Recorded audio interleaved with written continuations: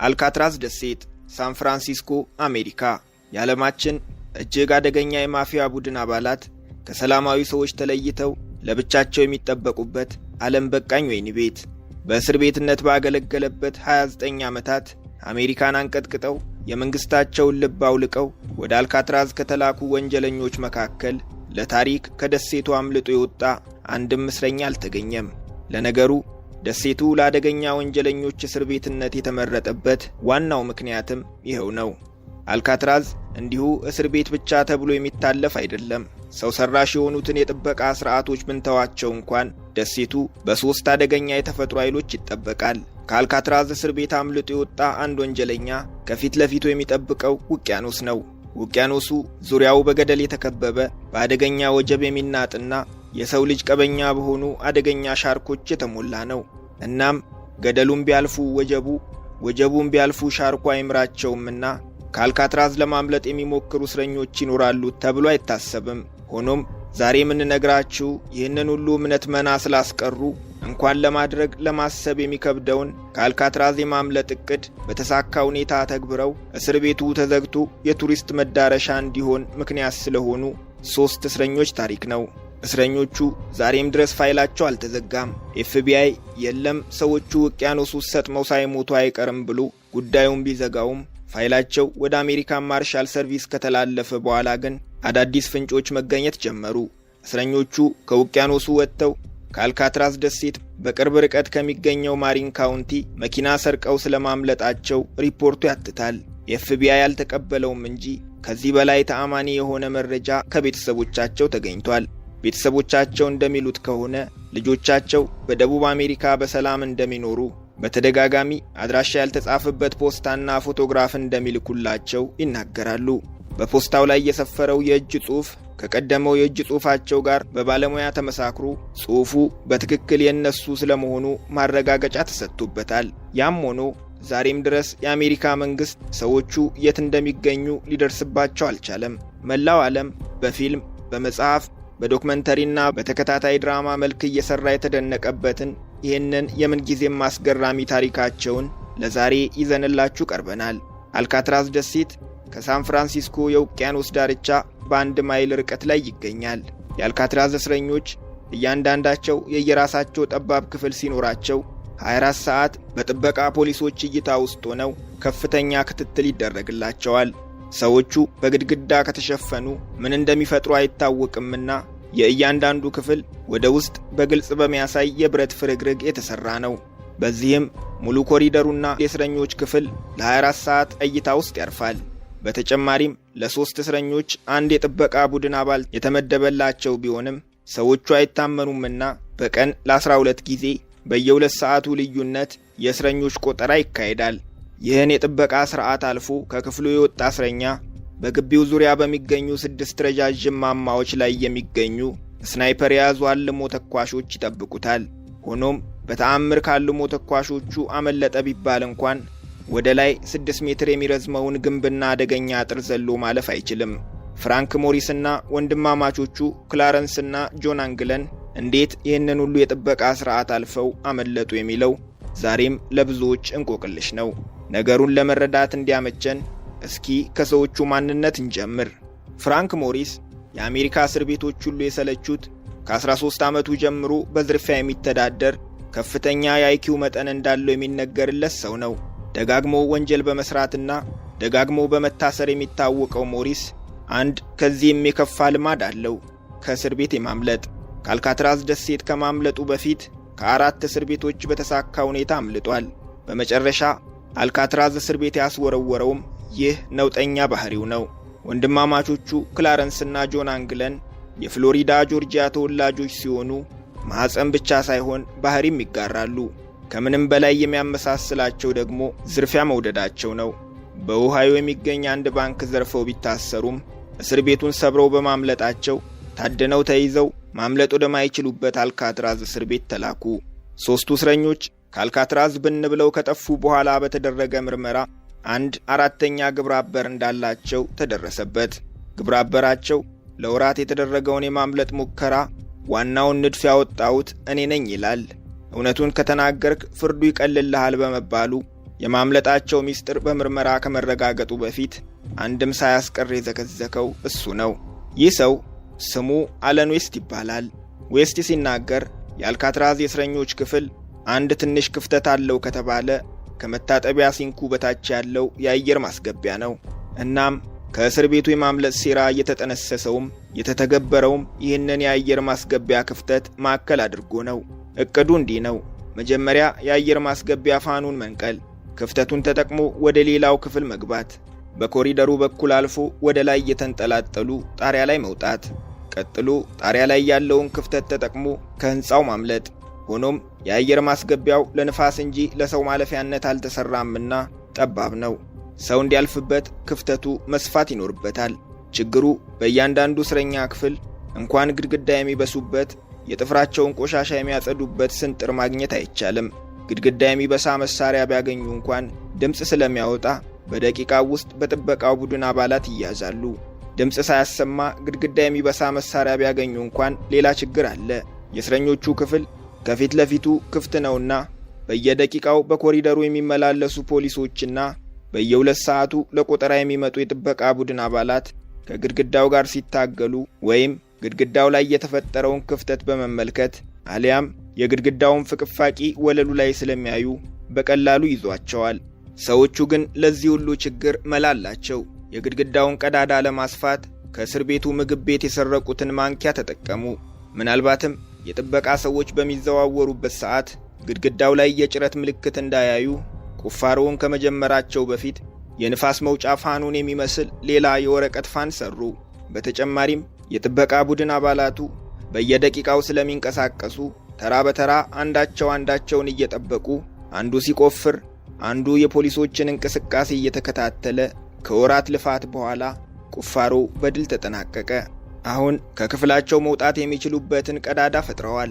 ሆኖም ከህንፃው የሚያስወጣውን መንገድ መፈለግ አለባቸው። ለዚህም የእስር ቤቱ መብራት የሚጠፋበትን ሰዓት እየጠበቁ በቀዳዳው በኩል ከክፍላቸው እየሾለኩ እንዴት ከታሰሩበት ህንፃ መውጣት እንደሚችሉ አጠኑ።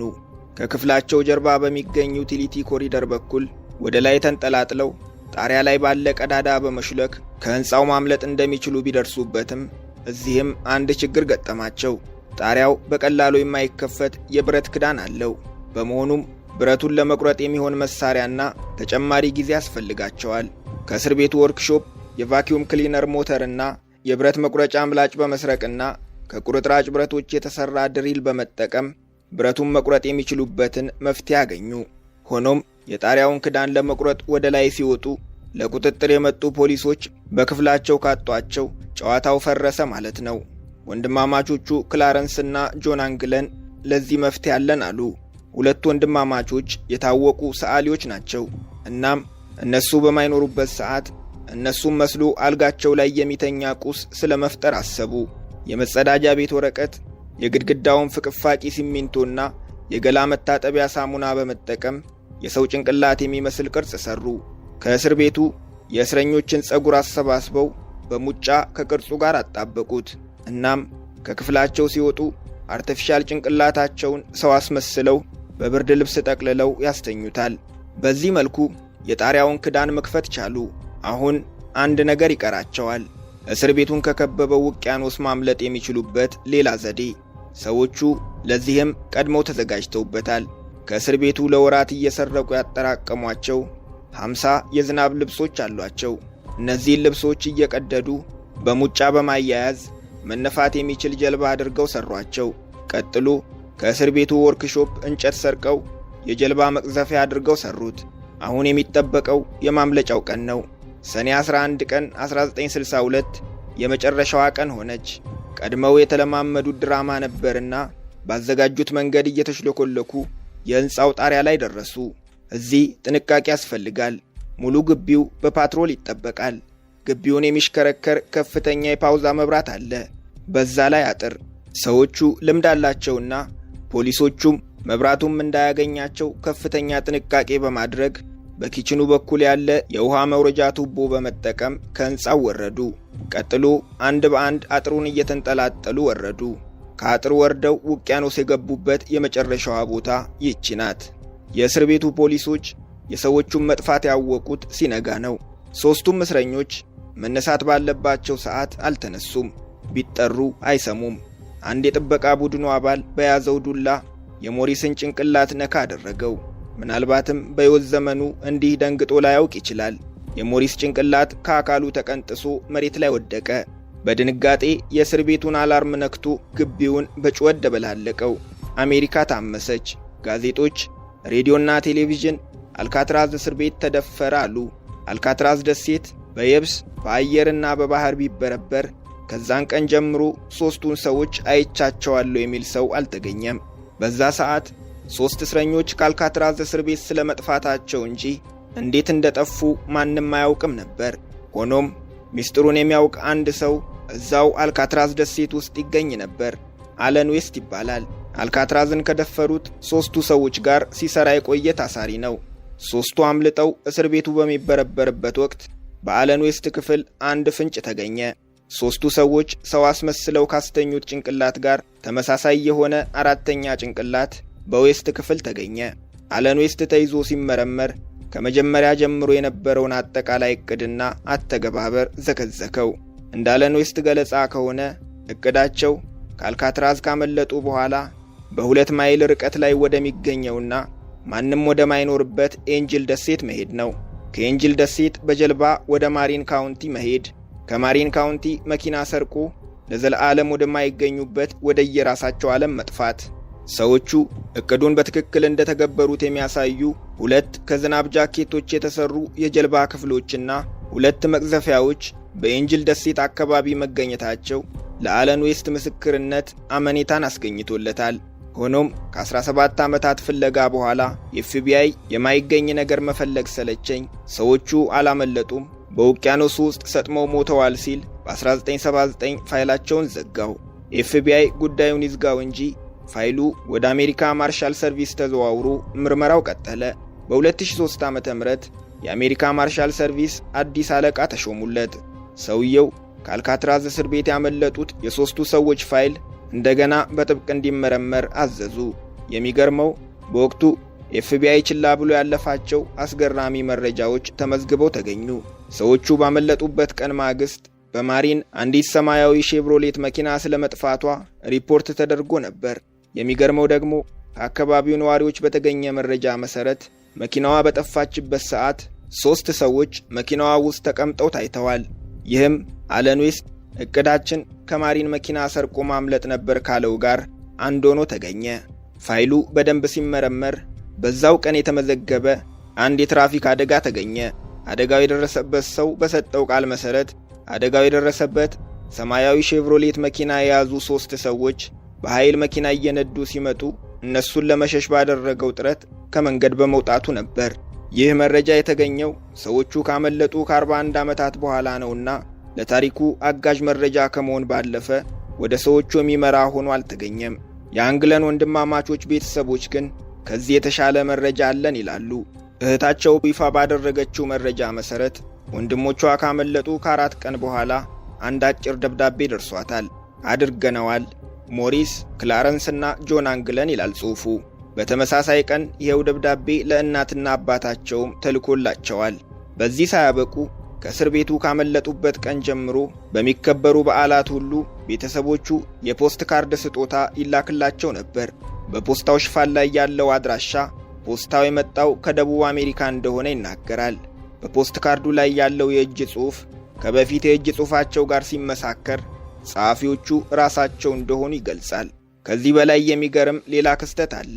ክላረንስና ጆን አንግለን ካመለጡ ከጥቂት ዓመታት በኋላ ወላጅ እናታቸው አረፉ። ለእናታቸው ሽኝት በቤተ ክርስቲያን በተዘጋጀው ፕሮግራም ላይ የተገኙ ሰዎች አንድ ባንድ ከወጡ በኋላ 2 ፊታቸውን የተሸፋፈኑ ሴቶች ወደ ውስጥ ገብተው ቃል ሳይተነፍሱ ለረጅም ደቂቃ አንብተው እንዳመጣጣቸው ቃል ሳይተነፍሱ ተመልሰው ወጡ። ጠባብ በሆነችው ከተማ ውስጥ የአካባቢውን ነዋሪዎችና አዲስ መጤዎችን መለየት እጅግ ቀላል ነው።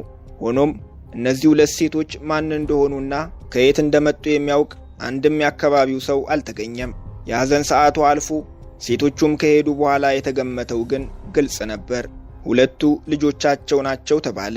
ከምንም በላይ ሰዎቹ በሕይወት ስለመኖራቸው ማረጋገጫ የሰጠው መረጃ ሰዎቹ ከእስር ቤት ካመለጡ ከ13 ዓመታት በኋላ ከደቡብ አሜሪካ የተላከው መልእክት ነው።